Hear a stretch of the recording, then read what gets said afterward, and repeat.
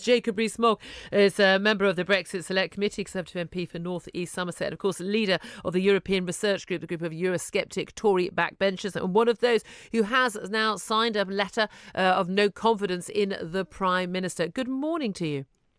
Good morning. Good morning. Do you think Donald Trump has helped or hindered the Prime Minister in her attempt to get the House of Commons to accept her Brexit deal?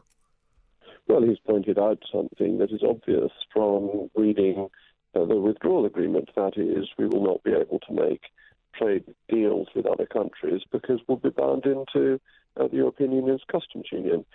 So the Prime Minister has failed to achieve one of the objectives of Brexit. So he has helped her by pointing that out? Well, he's pointed out something that is true and self-evident. But whether this will have a big effect on the debate, I don't know. But it gives some authoritative commentary on the suggestion that has come from other people that this agreement or proposal at this stage limits the government's ability to trade with the rest of the world freely, because we'll be tied into the inefficient protectionist European system. Let's talk about what's happening in the House of Commons then. The Prime Minister, for the third time in a matter of about, 10 days, went to the House of Commons to face, pretty much a mauling, not just from Labour backbenchers, Liberal Democrats, SNP, DUP, but also her own Conservative backbenchers. MP after MP stood up to criticise her deal, to say they would not vote for it. She's, on the plus side, I suppose people are saying how tenacious she is, how resilient she is. Does she have any chance of getting this deal through the House of Commons? Well, you never know until the votes are counted. But at the moment it looks extremely unlikely. But as you rightly say, the deal was opposed from all sides yesterday. It was opposed by Conservatives because it fails to meet the promises that were given in the Conservative Party manifesto and in any number of the Prime Minister's own speeches. So the United Kingdom is divided up. There's a whole annex on that. We would remain in the customs union indefinitely and would have no independent right of exiting it. We would be paying £39 billion and getting nothing clear in return, and we will remain subject in certain areas to the European Court of Justice. So it absolutely fails to meet the Prime Minister's well-known red lines. OK, so if it doesn't meet the Prime Minister's red lines, there's so much opposition from her own backbench. I think 91 Conservative backbenchers have now said they'll vote against it. The DUP, Lib Dems, SNP and Labour all saying they'll vote against it for various different reasons, whether as Brexiteers or as Remainers in the large case on their count. Why then is the Prime Minister pushing on through and planning to bring this to the vote on the 11th of December? If she knows or expects to lose the vote, Prime Ministers don't normally do that. So what is the motive or the ulterior motive here? Well, I think she must believe that it is possible to get it through, and votes in Parliament can change. And no doubt the whips will be doing everything they can, and no doubt there are discussions going on with the Labour Party. But the Prime Minister said at her press conference Friday, a week ago, that this was the deal she'd always wanted. And that, I think, is the problem with it, that she said she wanted another deal and then says this is the one she'd always wanted. And it's a feeling that she was saying one thing and doing another behind people's backs that has made people so concerned about this deal. Well, there are quite a lot of conspiracy theories doing the rounds, among them that the number 10 are expecting that this vote will fall, there'll be chaos on the markets, the pound will plummet in value, and then that will perhaps sort of focus the minds of Conservative backbenchers like yourself at the prospect of chaos, economic chaos, and indeed a possibility of a general election, that threat always hanging over everybody, and a Corbyn government, and basically being forced to look backs against the walls, being forced to accept her deal. What do you make of that theory? Well, first of all, the Fixed Term Parliament Act makes a general election unlikely unless Conservative MPs vote for it, and I see no prospect of Conservative MPs voting for an early election over this. On the point of the TARP strategy, it's been called because this is what happened in 2008 in the United States, that the markets crashed and Congress reversed its vote. It's very unusual for markets to crash neatly in order to be convenient to government policy. Markets tend to crash when people aren't expecting it, not when the government said now would be a good time to crash. So if they're really running that strategy, they ought to pay a little bit more attention to how markets tend to work. Sir Michael Fallon, the former Defence Secretary, always been a very arch loyalist to whoever is the leader of the Conservative Party. He's been sticking the boot in interviews this morning, being very critical not just of the deal but also of Theresa May. Are you expecting more letters to go in terms of vote of no confidence? We're told we've got 25 now that are public. It's thought there will be a number more that haven't been made public. You need 48 letters. You've urged others to send their letters in. There was a sort of a damp squib of an attempted coup a week or two ago. Do you think that we're likely to see more letters coming in the next couple of weeks? Will there be a Tory leadership contest sooner rather than later?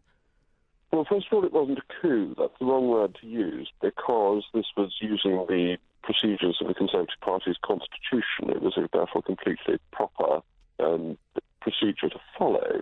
But on the numbers, I don't know, because I know no more than you how many letters have gone in that haven't been made public, and it needs 48, and the public number is lower than that. So we'll have to wait and see. Do you think the Prime Minister, she's going off on a tour of the nation apparently for 2 weeks trying to sell this deal, do you think she can sell this deal to the public? And if not, why not? Well, so far she hasn't. The polling on it is not encouraging. And the reason I think it's hard to sell is that the Prime Minister promised completely different things.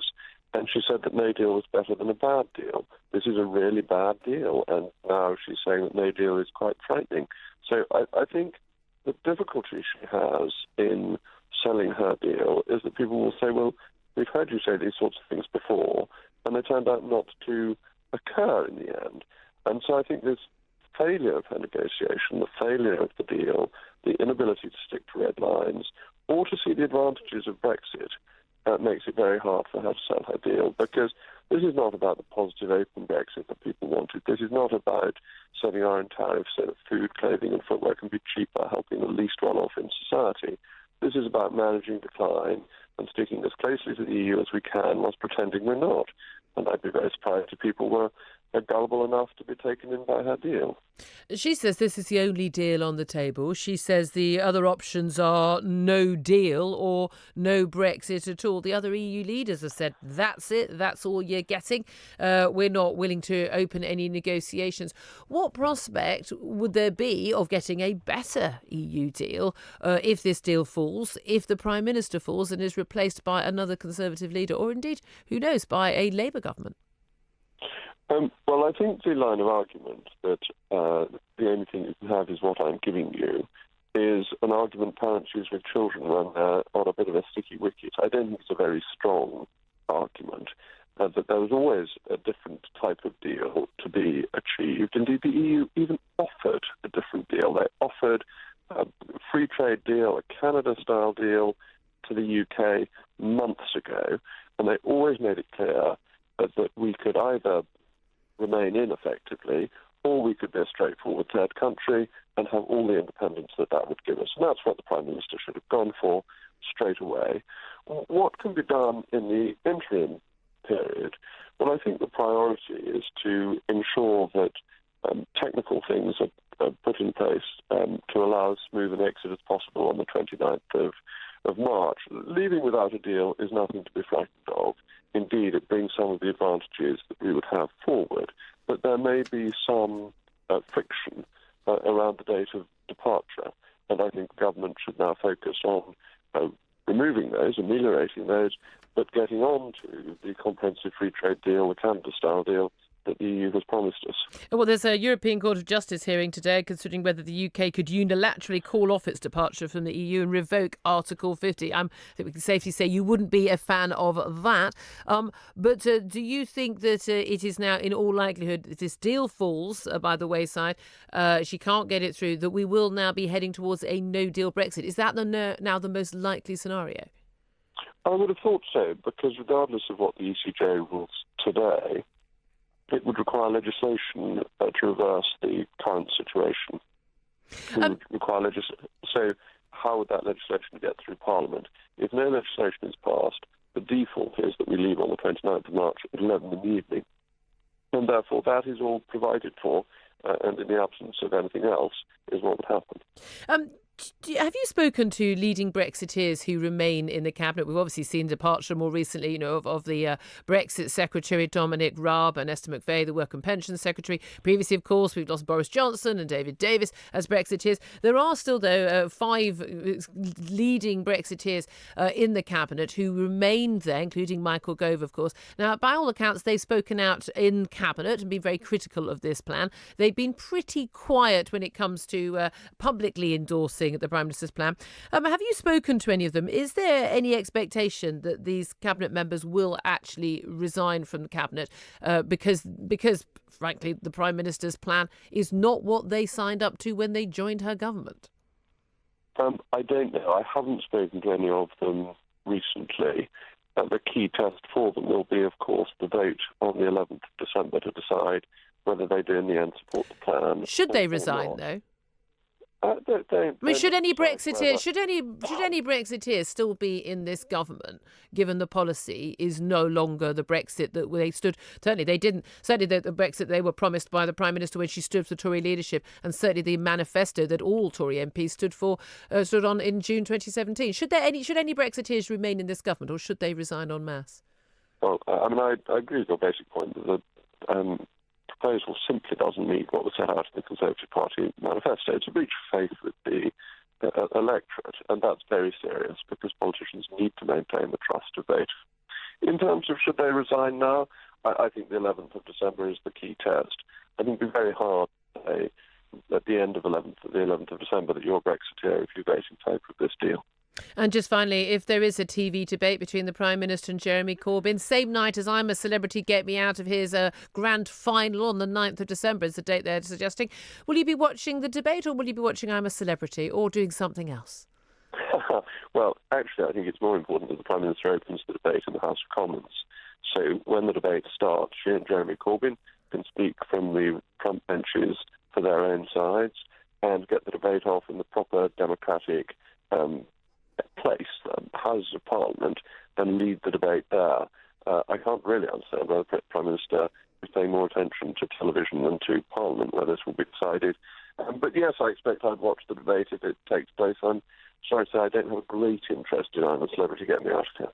OK, well, I'm sure we'll see you on it one day.